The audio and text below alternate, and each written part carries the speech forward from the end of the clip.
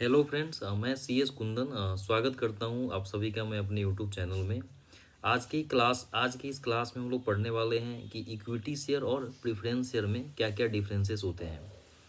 तो जैसा कि आप जानते हैं कि जो इक्विटी शेयर होते हैं, इक्विटी जो शेयर होते हैं, वो जो भी इसके शेयर होल्डर होते हैं उनको हम क्या कहते हैं, ओनर ऑफ द कंपनी के नाम से हम जानते हैं। यानी कि इक्विटी शेयर एक ऐसा शेयर होता है जो किसी कंपनी के बिहाफ में किसी कंपनी के द्वारा इशू किया जाता है, और जो भी इस इक्विटी शेयर को होल्ड करता है उसे उस कंपनी का मालिक कहा जाता है, वहीं उस कंपनी के ओनर होते हैं। अब जो ओनर होते हैं उसका क्या मतलब है? इसका मतलब ये होता है कि कंपनी का जो भी प्रॉफिट होता है उस प्रॉफिट का कुछ भाग या पूरा का पूरा हिस्सा डिविडेंड के रूप में इक्विटी शेयर होल्डर को दिया जाता है। जो भी लोग इक्विटी शेयर बाय करते हैं किसी कंपनी का, जो भी पर्सन या जो भी इन्वेस्टर इक्विटी शेयर परचेस करते हैं किसी कंपनी का, वो उस कंपनी के मालिक कहे जाते हैं, वहीं उसके ओनर होते हैं। और जैसा कि हम जानते हैं कि इक्विटी शेयर होल्डर को कंपनी के लिए बहुत तरह के अधिकार होते हैं। यानी कि जब भी कंपनी में कुछ सीरियस मैटर होता है, अगर कुछ बड़े डिसीजन लिए जाते हैं तो उसमें इक्विटी शेयर होल्डर की भागीदारी जरूरी होती है। जैसे कि अगर हम कुछ बातों का जिक्र करें तो उसमें है कि डायरेक्टर का अपॉइंटमेंट जो होता है वो इक्विटी शेयर होल्डर के द्वारा किया जाता है। उसी तरीके से जो ऑडिटर का अपॉइंटमेंट होता है, ऑडिटर का अपॉइंटमेंट भी किसके द्वारा किया जाता है? ऑडिटर का अपॉइंटमेंट भी किसके द्वारा किया जाता है? इक्विटी शेयर होल्डर के द्वारा किया जाता है। हालांकि इस पॉइंट के कुछ एक्सेप्शंस हैं, जैसे कि फर्स्ट ऑडिटर का जो प्रोविज़न होता है उस केस में जो बोर्ड ऑफ डायरेक्टर्स होते हैं वो भी ऑडिटर का अपॉइंटमेंट कर सकते हैं। बट कुछ एक्सेप्शन को मैं अगर छोड़ दूं तो जनरली जो ऑडिटर का अपॉइंटमेंट होता है किसी भी कंपनी में, वो किसके द्वारा किया जाता है? Auditor shall be appointed by the equity share holder generally in general meeting, right. तो ये चीज़ हो गई। उसके बाद और क्या क्या करता है ऑडिटर? डिविडेंड जो डिक्लेयर्ड होते हैं इन सब चीज़ों का अप्रूवल भी ऑडिटर के द्वारा किया जाता है। यानी कि जो फाइनेंशियल स्टेटमेंट होता है कंपनी का, फाइनेंशियल जो स्टेटमेंट होता है उसका भी अप्रूवल किसके द्वारा किया जाता है? इक्विटी शेयर होल्डर के द्वारा किया जाता है। और भी अगर आप कंपनीज एक्ट पढ़ेंगे तो कंपनीज एक्ट में बहुत सारे ऐसे सेक्शंस हैं, बहुत सारे ऐसे प्रोविज़न हैं जहाँ पे इक्विटी शेयर होल्डर का पावर, अधिकार बताया गया है कि एक being a equity share holder, है ना, being an equity share holder, what are the powers shall be exercise by the equity share holders. कौन कौन से अधिकार होंगे जो इक्विटी शेयर होल्डर के द्वारा एक्सरसाइज किए जाते हैं? जैसे जब भी कोई जैसे मान लेते हैं कि अगर एक कंपनी है कोई, जो दिल्ली में रजिस्टर्ड है, वह अपना रजिस्टर्ड ऑफिस दिल्ली से मुंबई लेके जाना चाहता है, तो ऐसे चीज़ों के लिए भी स्पेशल रिजोल्यूशन पास करना होता है। और जब हम स्पेशल रिजोल्यूशन पास करने की बात कहते हैं तो इक्विटी शेयर होल्डर ही स्पेशल रिजोल्यूशन पास करेंगे। यानी कि उनकी एक मीटिंग बुलाई जाएगी और मीटिंग बुला करके स्पेशल रिजोल्यूशन पास किया जाएगा, और फिर क्या किया जाएगा? उस कंपनी का रजिस्टर्ड ऑफिस दिल्ली से मुंबई हम लेके जा सकते हैं। उसके बाद और क्या क्या कर सकता है इक्विटी शेयर होल्डर को, और क्या क्या अधिकार है? अगर कोई कंपनी अपना अथोराइज शेयर कैपिटल बढ़ाना चाहती है, अगर कोई कंपनी अपना अथोराइज शेयर कैपिटल बढ़ाना चाहती है तो ऐसे केस में ऑर्डिनरी रिजोल्यूशन पास करके, कैसा रिजोल्यूशन? ऑर्डिनरी रिजोल्यूशन पास करके हम क्या कर सकते हैं? उस कंपनी का अथोराइज कैपिटल बढ़ा सकते हैं। उसी तरीके से जो अगर एग्जिस्टिंग डायरेक्टर्स हैं कंपनी में, जो भी डायरेक्टर हो या डायरेक्टर्स हैं किसी कंपनी में, अगर शेयर होल्डर को कभी भी ऐसा लगता है कि हमें इसमें से किसी डायरेक्टर को रिमूव करना है, तो अगेन ऑर्डिनरी रिजोल्यूशन पास करके इक्विटी शेयर होल्डर को यह अधिकार है कि डायरेक्टर को रिमूव किया जा सकता है। तो ऐसे बहुत सारे प्रोविज़न है। किसी कंपनी को मर्जर होना है, अमलगमेट होना है, इन सारे केसेस में क्या करना पड़ता है? शेयर होल्डर का रिजोल्यूशन पास किया जाना जरूरी होता है। बहुत सारे ऐसे ट्रांजैक्शंस हैं जहां पे बिना इक्विटी शेयर होल्डर के परमिशन से हम काम कर ही नहीं सकते हैं। आपको एक्चुअली समराइज क्या याद रखना है? आपको याद ये रखना है कि जनरली जो सीरियस नेचर के मैटर होते हैं, ठीक है, जो सीरियस नेचर के मैटर होते हैं उस तरह के रिजोल्यूशन में हमें क्या करना पड़ेगा? इक्विटी शेयर होल्डर से रिजोल्यूशन पास करना जरूरी होता है। और ऐसे जो छोटे मोटे काम होते हैं इसके लिए जो बोर्ड ऑफ डायरेक्टर्स हैं वो अथोराइज होते हैं काम करने के लिए। एक कंपनी एक्ट में एक सेक्शन है 179 ठीक है, 179 जिसमें पावर्स ऑफ बोर्ड बताया गया है, उसमें लिखा गया है कि बोर्ड का क्या क्या पावर है। उसके अलावा भी कुछ सेक्शंस हैं जहाँ पे बोर्ड की पावर को बताया गया है, ठीक है, बोर्ड के पावर्स को बताया गया है। तो बाकी चीज़ों को छोड़ करके यानी कि जो बोर्ड का पावर है उन चीज़ों को छोड़ करके जब भी कंपनी को कुछ ऐसा करना होता है वो काम इक्विटी शेयर होल्डर के द्वारा ही किया जाता है। यानी कि हमें बात करें कि इक्विटी शेयर होल्डर जो होते हैं अल्टीमेटली कंपनी के मालिक कहे जाते हैं, कंपनी के ओनर होते हैं, ठीक है। लेकिन जब प्रॉफिट डिस्ट्रीब्यूशन की बात होती है तो सबसे पहले हमें ध्यान रखना पड़ता है कि अगर कंपनी ने कोई लोन लिया है तो उसका जो इंटरेस्ट होगा पहले उसका इंटरेस्ट चुकाना पड़ेगा। उसके बाद अगर कंपनी ने कोई प्रीफरेंशियल इशू किया है तो उसका डिविडेंड देना पड़ता है, इससे पहले हमको टैक्स भी देना पड़ता है, और लास्ट में अगर पैसा बचता है तभी वो इक्विटी शेयर होल्डर वाले के हक में जाता है, उनके फेवर में जाता है। यानी कि इक्विटी शेयर होल्डर्स की जो बारी है सबसे लास्ट में आती है। ओके, तो ये बेसिक कुछ जानकारी थी इक्विटी शेयर होल्डर के बारे में। ओके, इक्विटी शेयर होल्डर के बारे में। अब हम दूसरा बात करने वाले थे जिक्र प्रीफरेंस शेयर की। प्रीफरेंस शेयर से आप क्या समझते हैं? जैसा कि नाम ही होता है प्रीफरेंस, ओके, तो प्रीफरेंस शेयर मीन्स वैसा शेयर, ओके, जिसके होल्डर्स को प्रीफरेंशियल राइट्स होता है। प्रीफरेंस शेयर का मतलब वो शेयर जिसके होल्डर को प्रीफरेंशियल राइट्स होते हैं, यानी कि जो भी प्रीफरेंस शेयर होल्डर्स होते हैं उनको प्रीफरेंशियल राइट्स होता है। कैसा प्रीफरेंशियल राइट? तो preferential rights in respect of dividend, preferential rights in respect of dividend, यानी कि preference share holder entitled to get the dividend, okay, get the dividend before equity share holders. यानी कि equity share holder से पहले किसको हम preference देंगे? Preference share holder वाले को देंगे, यानी कि डिविडेंड का डिस्ट्रीब्यूशन पहले हम प्रीफरेंस शेयर होल्डर्स वाले को देंगे।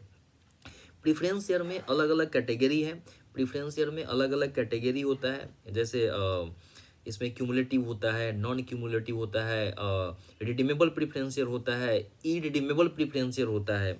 हालांकि अब ऐसा कोई प्रोविज़न नहीं रहा कि इरिडीमेबल प्रीफरेंस शेयर कोई कंपनी इशू कर सकती है। जब कंपनीज एक्ट 2013 आया तो अब कोई भी company irredeemable preference share issue नहीं कर सकती है। लेकिन जब आप फाइनेंस पढ़ोगे तो फाइनेंस में अभी भी रिडीमेबल प्रीफरेंस शेयर और इरिडीमेबल प्रीफरेंस शेयर दोनों चीज़ आपको पढ़ना होता है। और दोनों की कॉस्टिंग आपको कैलकुलेट करना होता है। ये चीज़ आपको ध्यान रखना है।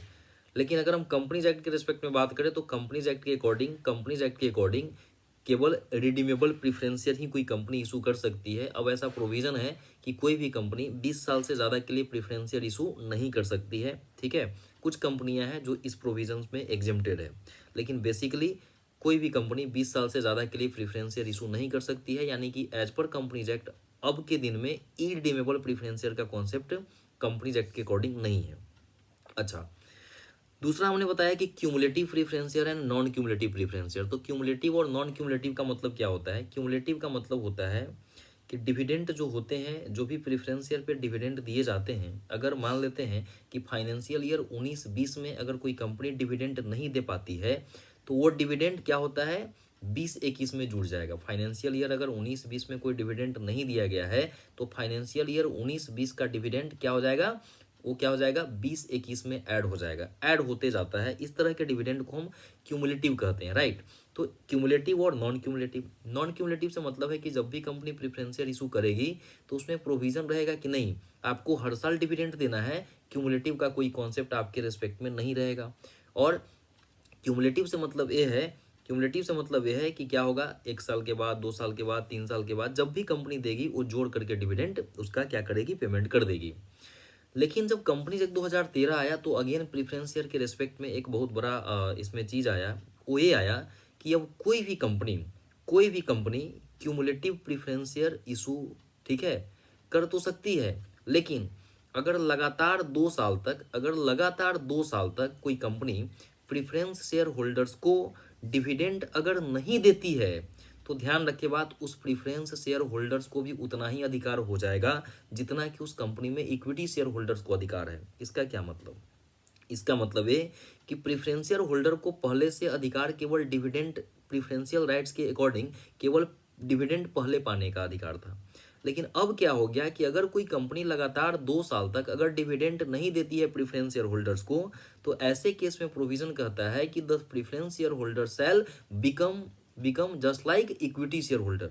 यानी कि अब जितना अधिकार इक्विटी शेयर होल्डर को था वो सारा का सारा अधिकार प्रीफरेंस शेयर होल्डर को भी हो गया। तो जैसा कि अभी जस्ट मैंने डिस्कस किया था आपसे कि डायरेक्टर का अपॉइंटमेंट इक्विटी शेयर होल्डर के द्वारा होता है, फाइनेंशियल स्टेटमेंट का अप्रूवल इक्विटी शेयर होल्डर के द्वारा होता है। तो अगर कोई कंपनी प्रीफरेंशियल इशू की है और लगातार 2 साल तक अगर प्रीफरेंशियल होल्डर को डिविडेंड नहीं दिया जाता है, तो ऐसे केस में डायरेक्टर का जब भी अपॉइंटमेंट किया जाएगा, ठीक है, तो उसमें प्रीफरेंशियल होल्डर भी अपनी हिस्सेदारी निभाएगी, अपनी भागीदारी निभाएगी।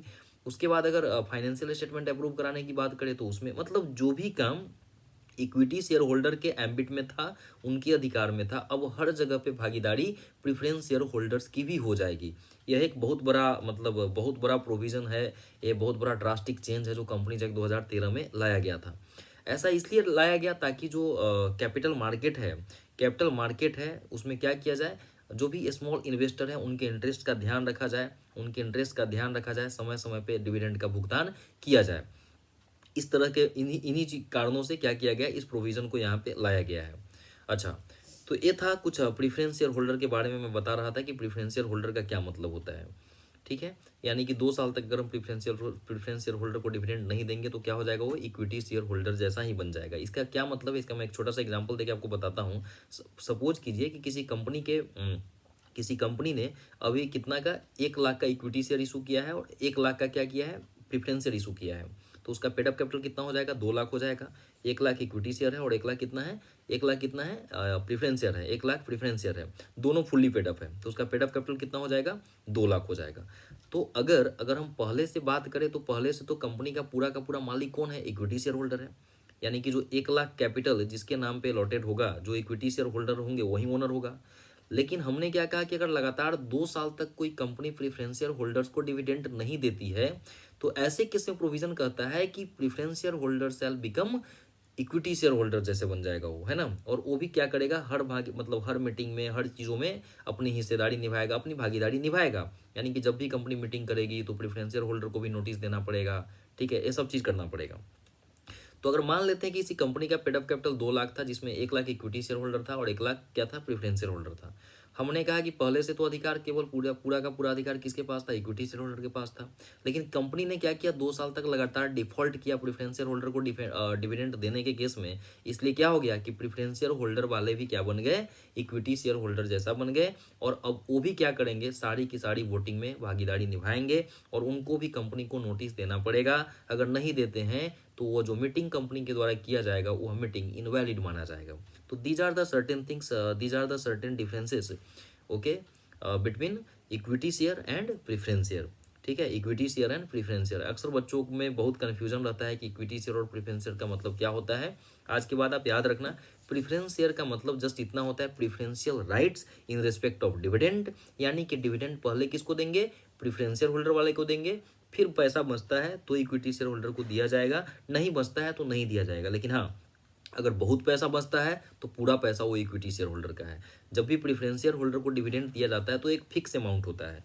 जब भी प्रीफरेंस शेयर इशू करती है कंपनी तो वो फिक्स रहता है, 10%, 15%, 12%, जो भी रेट फिक्स रहेगा उतना ही डिविडेंड प्रीफरेंस शेयर होल्डर को दिया जाता है, उससे ज़्यादा नहीं दिया जाता है। लेकिन इक्विटी शेयर होल्डर के केस में कुछ फिक्सेशन नहीं होता है। उनको हो सकता है कि ज़्यादा प्रॉफिट होगा तो ज़्यादा दिया जाएगा, कम होगा तो कम दिया जाएगा, नहीं होगा तो नहीं भी दिया जा सकता है।